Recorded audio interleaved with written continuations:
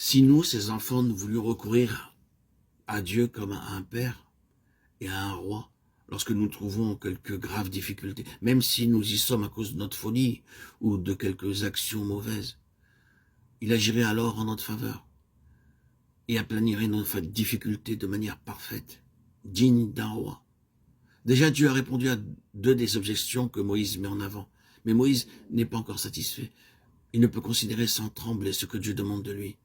Peut-être évoque-t-il en cet instant le souvenir désagréable de ces Hébreux que, certains jours, il essayait de délivrer par ses propres moyens et qui lui dirent qu'il t'a établi juge sur nous.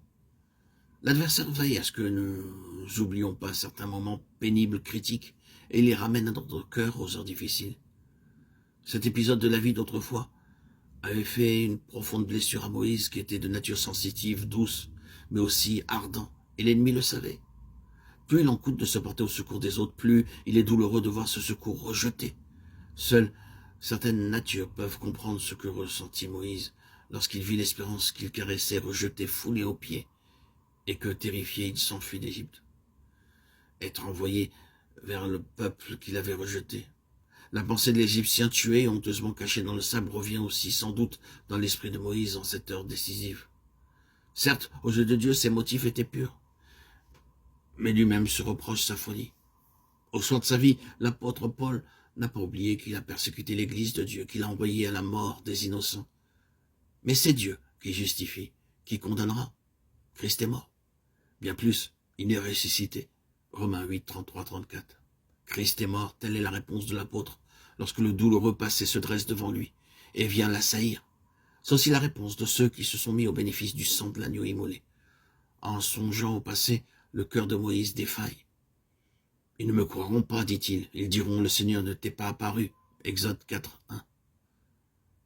Autrefois, Moïse avait supposé que Dieu voulait délivrer les enfants d'Israël par son moyen et de son propre chef. Il avait agi. Quelle erreur avait été la sienne? Mais maintenant, Dieu l'envoie. Quelle différence? Et Dieu, dans une leçon de choses, lui montre que sa puissance accompagnera l'instrument choisi. Jette le bâton que tu as à la main. Et celui-ci devint un serpent. Saisi à nouveau sur l'ordre de Dieu, il redevint un bâton. C'était aussi là un cours préparatoire pour l'Égypte, où Moïse devait avoir affaire aux magiciens. Il ne fallait pas que le moindre doute, la moindre incertitude subsistassent dans le cœur de Moïse.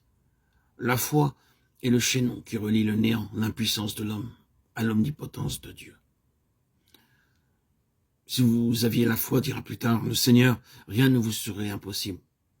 Ayez la foi de Dieu. Quiconque dira à cette montagne, soulève-toi et jette-toi dans la mer. S'il ne doute pas dans son cœur, ce qu'il dira lui sera accordé. Marc 11, 22, 23. Moïse ne doit pas douter un seul instant que ce qu'il dira sur l'ordre de Dieu s'accomplira.